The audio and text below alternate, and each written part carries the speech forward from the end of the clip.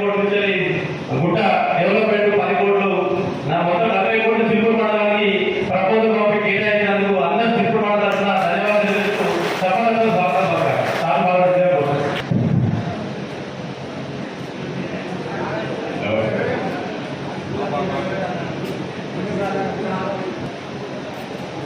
శేషగన్పూర్ నియోజకవర్గం సిల్పూర్ మండలంలో ఎన్నికైన ఎంపీటీసీలందరూ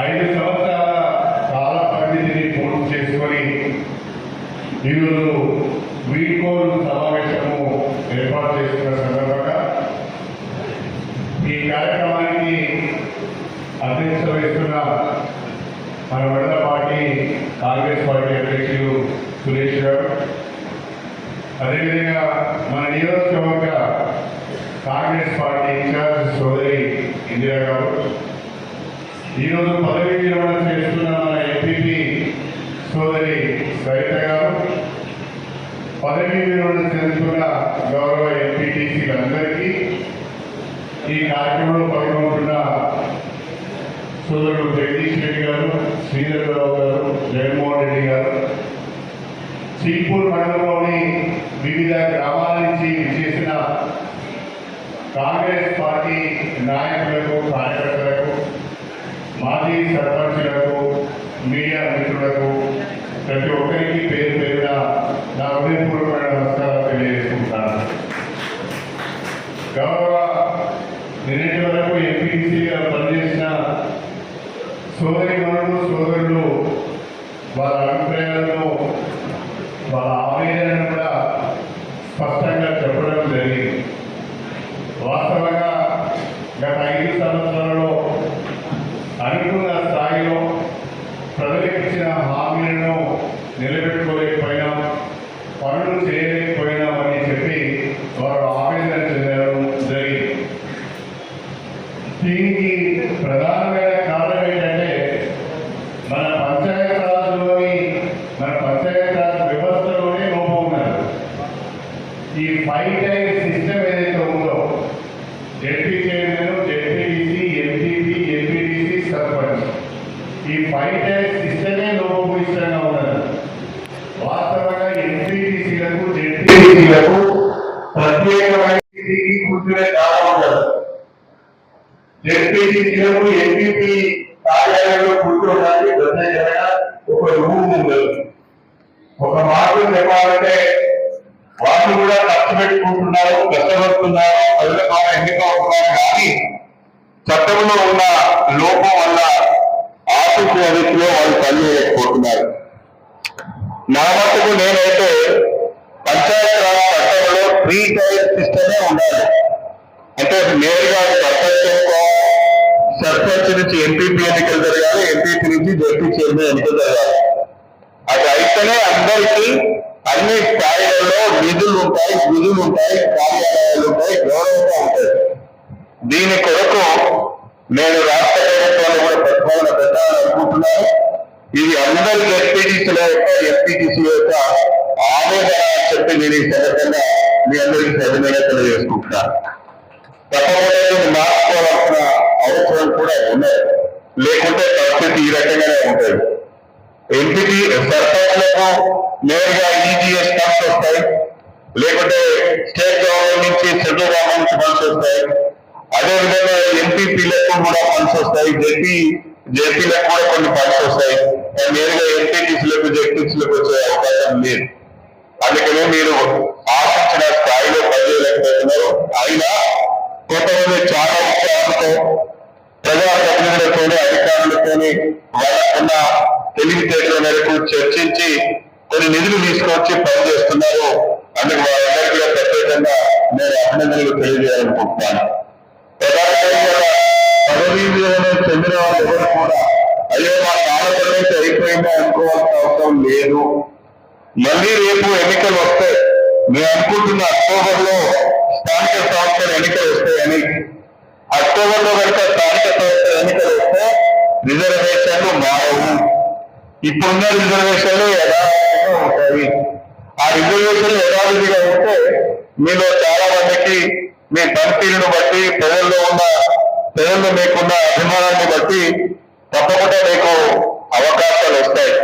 కాబట్టి పదవీ విరమణ అయిపోయిందని చెప్పి ప్రజలకు దూరంగా ఉండొద్దు, ప్రజల మధ్యనే ఉండాలి. ప్రజల మధ్యన ఉండి వాళ్ళ కష్ట సుఖాల్లో పాల్పంచుకుంటే అభివృద్ధి కార్యక్రమాలు ఒక ఎత్తు అయితే అందుబాటులో ఉండి కష్ట సుఖాల్లో పాల్పంచుకోవడం కూడా ఒక ఎత్తు. దాన్ని కూడా ప్రజలు గమనిస్తూ ఉంటారు. కాబట్టి మీరు ప్రజలకు అందుబాటులో ఉండి ప్రజల ద్వారా మీరు మంచిని పెంచుకుంటే ఎవరైనా కూడా మీకే అవకాశం ఇస్తారు. గెలిచే వాళ్ళకే టికెట్ ఇస్తారు తప్ప ఓడిపోయేటలకు టికెట్ ఇవ్వం కదా. కాబట్టి మీరందరూ కూడా ప్రజల మధ్య ఉండాలి. మీరు అవకాశాలు మళ్ళీ రావచ్చు, నిరుత్సాహపడవలసిన అవసరం లేదు అని చెప్పి ఈ సందర్భంగా నేను సభలో తెలియజేసుకుంటాను. మన రాష్ట్ర ప్రభుత్వం ప్రత్యేకించి మన ప్రియతమ ముఖ్యమంత్రి రేవంత్ రెడ్డి గారి నాయకత్వంలో అనేక రకాలైన ఆర్థిక ఇబ్బందులను ఎదుర్కొంటూ పైసా కూడబెట్టి ప్రజలకు ఇచ్చిన హామీలను నిలబెట్టుకునే ప్రయత్నం చేస్తున్నారు. ఈ కష్టం ఇంకొక సంవత్సరము 2 సంవత్సరాలు ఉండొచ్చు. ఆ తర్వాత రాష్ట్ర ఆర్థిక పరిస్థితి కూడా మెరుగుపడే అవకాశం ఉంటుంది. తప్పకుండా తర్వాత ఎన్నికయ్యే ఎంపీటీసీలకు సర్పంచ్లకు ఇంకా మెరుగ్గా పనిచేసే అవకాశం కూడా రావచ్చు అని చెప్పి నేను ఈ సందర్భంగా మీ అందరికీ కూడా తెలియజేసుకుంటున్నాను. ప్రధానంగా ఈరోజు ఒక గొప్ప రోజు. మీరు ఈరోజు పదవీ విరమణ చేస్తున్నారు. కానీ ఈరోజు ఒక తెలంగాణ రాష్ట్ర చరిత్రలోనే వ్యవసాయ రంగంలో ఈరోజు ఒక గొప్ప రోజు, సువర్ణ అక్షరాలతో లిఖించే రోజు. ఎందుకంటే కాంగ్రెస్ పార్టీ ఇచ్చిన హామీ, సోనియా గాంధీ గారు ఇచ్చిన హామీ, రాహుల్ గాంధీ గారు వరంగల్ రైతు డిక్లరేషన్ లో చేసిన ప్రకటన, రేవంత్ రెడ్డి గారు మన ముఖ్యమంత్రి గారు చేసిన ప్రకటన 6 ఆగస్టు లోపల 2 లక్షల రూపాయల పంట రుణాలు తీసుకున్న రైతులందరికీ రుణాలను మాఫీ చేస్తామని హామీ ఇచ్చి ఈ రోజు 1 లక్ష రూపాయల వరకు పంట రుణాలు తీసుకున్న రైతులందరికీ కూడా రుణమాఫీ సాయంకాలం 4 గంటల లోపల చేయబోతున్నారు. దాదాపు 7,000 కోట్ల రూపాయలను రైతుల యొక్క అకౌంట్స్ లోకి నేరుగా జమ చేయబోతున్నారు. రాష్ట్ర వ్యాప్తంగా అన్ని గ్రామాల్లో, అన్ని మండలాల్లో, అన్ని రైతుల దగ్గర బ్రహ్మాండంగా రైతులు కాంగ్రెస్ పార్టీ శ్రేణులన్నీ కూడా సంబరాలు చేసుకున్న రోజు ఈ రోజు ఒక ముఖ్యమైన రోజు. ఈ ముఖ్యమైన రోజు మీరు కూడా పదవీ విరమణ చేయడం గుర్తుండిపోయే రోజు అని చెప్పి నేను ఈ సందర్భంగా గుర్తు చేస్తున్నాను. నిన్న ముఖ్యమంత్రి గారు ఒక సమావేశం ఏర్పాటు చేశారు. ఆ సమావేశంలో ఒక మాట చెప్పారు. తెలంగాణ గుజరాత్ మోడల్ అని నరేంద్ర మోడీ గారు ఊదరగొట్టే ఉపన్యాసాలు ఇస్తున్నారు. గుజరాత్ లో జరిగిన అభివృద్ధి లేదు, గుజరాత్ లో చేసిన సంక్షేమం లేదు. ఇక్కడి నుంచి మనము తెలంగాణ మోడల్ గురించి మాట్లాడాలి, తెలంగాణ మోడల్ ను దేశానికి పరిచయం చేయాలని చెప్పి కూడా ఒక మాట చెప్పారు. వాస్తవంగా ఆగస్టు లోపల ఈ రోజు రైతుల అకౌంట్ లోకి జమ అవుతున్న 7,000 కోట్లకు అదనంగా ఇంకా 1,50,000 పంట రుణాల వరకు ఉన్న వాళ్ళకి ఆగస్టు ఈ నెల చివరి వరకు 2 లక్షల వరకు ఉన్న వాళ్ళకు ఆగస్టు చివరి వరకు మొత్తంగా 3 దశలలో 69 లక్షల మంది రైతుల అకౌంట్లలోకి 31,000 కోట్ల రూపాయలను జమ చేయబోతున్నారంటే ఇది ఆశామాస మాట కాదు అని చెప్పి ఈ సందర్భంగా గుర్తు చేస్తున్నా. ఒకవైపు 7 లక్షల కోట్ల రూపాయల అప్పులను కలిగి ఉన్న ఈ రాష్ట్రం 31,000 కోట్ల రుణాలను మాఫీ చేయడం అంటే సామాన్యమైన మాట కాదు. ఇది ఒక సాహసోపేతమైన నిర్ణయం, సాహసోపేతమైన రైతు సంక్షేమ కార్యక్రమం కూడా నేను మీ అందరికీ కూడా ఈ సందర్భంగా గుర్తు చేస్తున్నాను. ప్రతిపక్ష పార్టీలు చాలా మాట్లాడుతుంటాయి. చేయలేని వాడు, చేత రానివాడు, చేయలేని వాడు అనేక మాటలు మాట్లాడుతూ ఉంటారు. మాటలు తప్పైతే వాటినేమి కాదు. కానీ ఈరోజు కాంగ్రెస్ పార్టీ ఇన్ని కష్టాలలో కూడా ఇచ్చిన మాటకు కట్టుబడి ఈ రోజు ఇంత బ్రహ్మాండమైన కార్యక్రమాన్ని నిర్వహిస్తున్న సందర్భంగా మనందరం కూడా గట్టిగా చప్పట్లతో ముఖ్యమంత్రి రేవంత్ రెడ్డి గారికి హృదయపూర్వకంగా అభినందనలు తెలియజేయాలని చెప్పి నేను మీ అందరూ కూడా కోరుతున్నాను. రైతులందరూ కూడా ఈ రాష్ట్ర ప్రభుత్వానికి అభినందనలు కోవాల్సిన అవసరం ఉన్నది, ధన్యవాదాలు తెలియజేయవలసిన అవసరం ఉన్నది.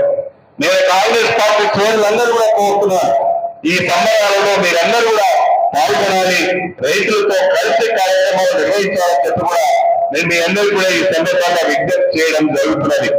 ఈ రోజు సాయంకాలం 4 గంటలకు ముఖ్యమంత్రి గారు నేరుగా రైతులతో ముఖాముఖి వీడియో కాన్ఫరెన్స్ చేయబోతున్నారు. మన చిలుకూరు మండలంలో లింగంపల్లి రైతు వేదికను ఎంపిక చేసుకొని లింగంపల్లి గ్రామం నుండి నేరుగా వీడియో కాన్ఫరెన్స్ ద్వారా రైతులను ఉద్దేశించి సీఎం గారు మాట్లాడబోతున్నారు.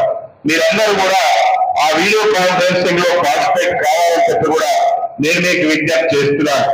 దయచేసి అక్షత చేయకూడదు. ఈ సమావేశం అయిన తర్వాత మీరందరూ కూడా లింగంపల్లికి వెళ్ళండి. లింగంపల్లిలో జరిగే కార్యక్రమంలో కూడా ఉత్సాహంగా మీరందరూ పాల్గొనాలని చెప్పి నేను మీ అందరికి విజ్ఞప్తి చేస్తున్నాను. నేను లింగాల వైపు వెళ్తున్నాను. అక్కడి నుంచి నేరుగా రఘునాథపల్లికి వెళ్లే కార్యక్రమం ఉన్నది.